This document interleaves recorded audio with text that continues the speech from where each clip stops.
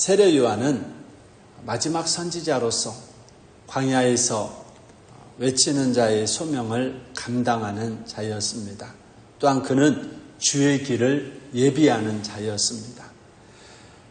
예수님께서 오늘 새벽 죽은 자를 살리셨다는 소식을 제자들을 통해서 듣게 됩니다. 그리고 감옥에 현재 세례 요한은 갇혀 있습니다.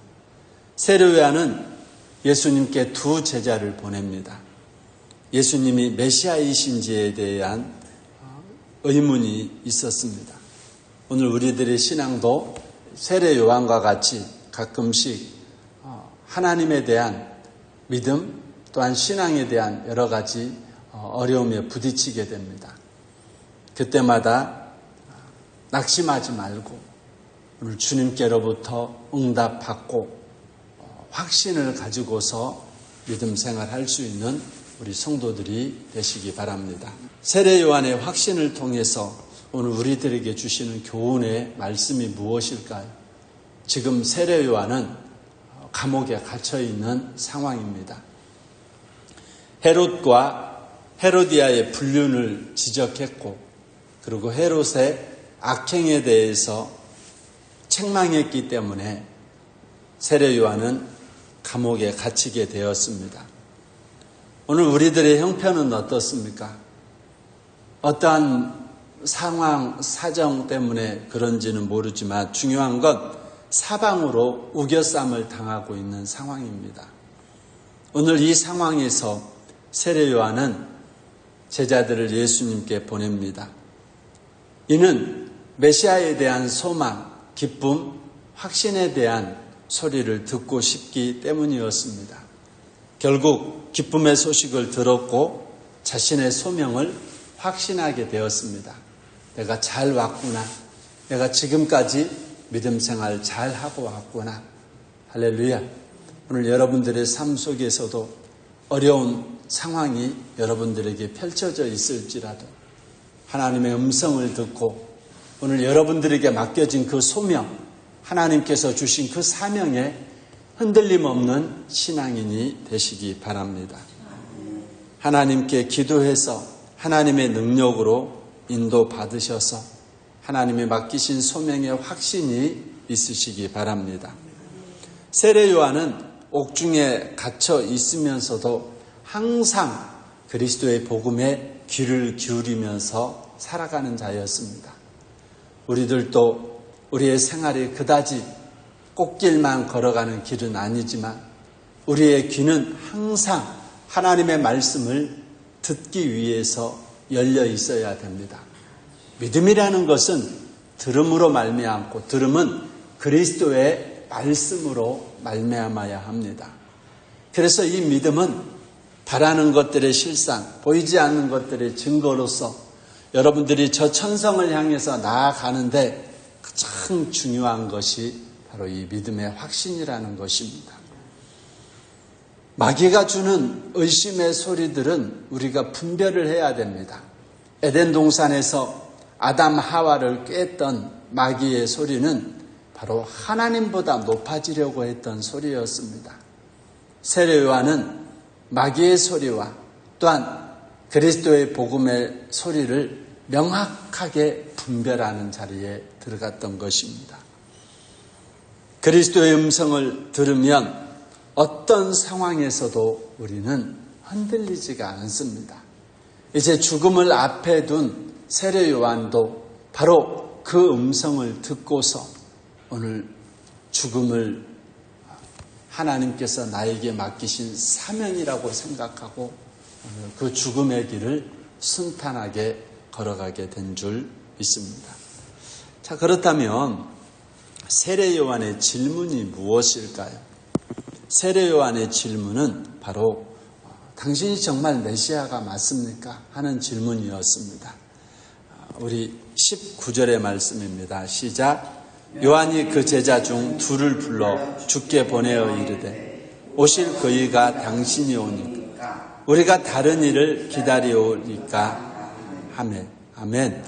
오늘 이 말씀을 예수님께 들려준 이유는 유대인들은 이 땅에 오시는 메시아에 대한 어떤 모델이 있었습니다. 이사야 61장 1절의 말씀에 보면 주 여호와의 영이 내게 내리셨으니 이는 여호와께서 내게 기름을 부으사 가난한 자에게 아름다운 소식을 전하게 하려 하심이라.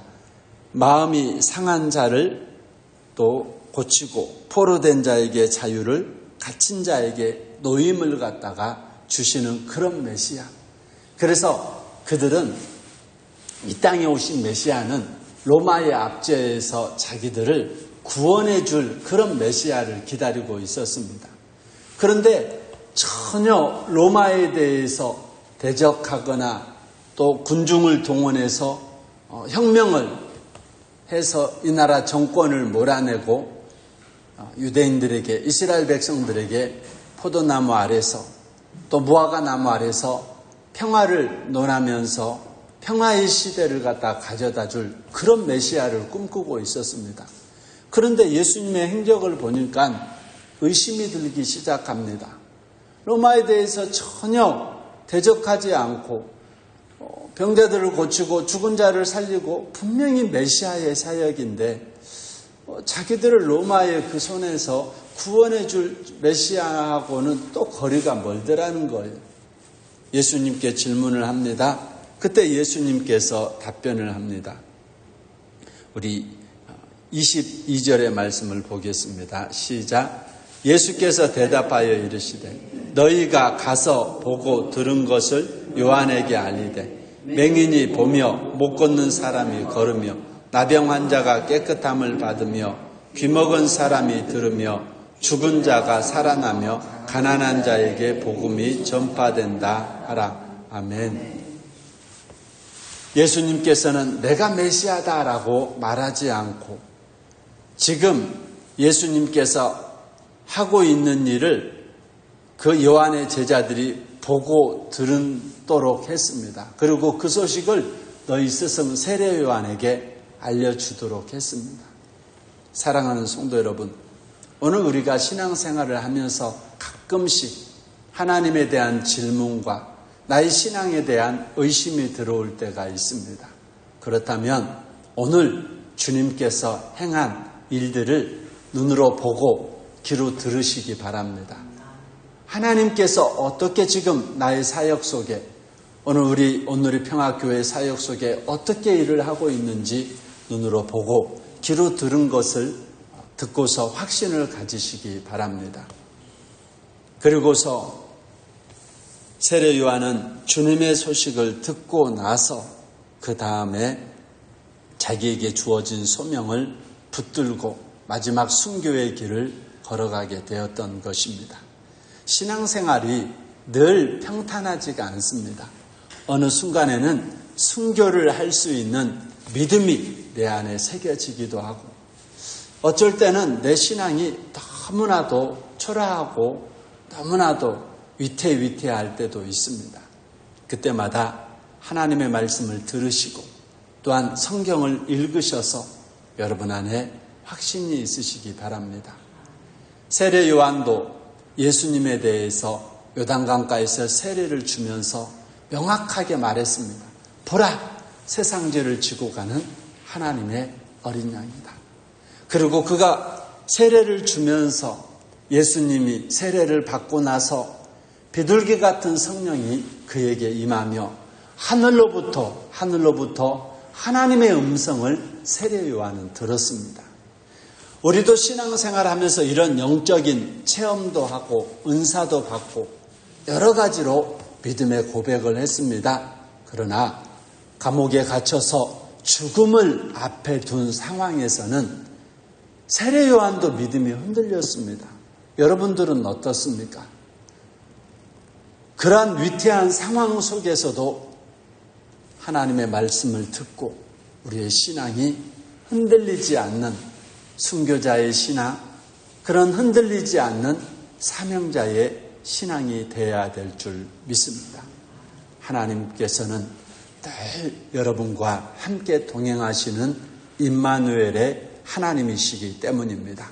오늘 하루도 세례 요한의 확신이 여러분들의 확신이 되어서 그럼에도 불구하고 그리 아니하실지라도 변함없는 여러분들의 신앙, 흔들리지 않는 여러분들의 신앙이 되시기를 주님의 이름으로 축원드립니다.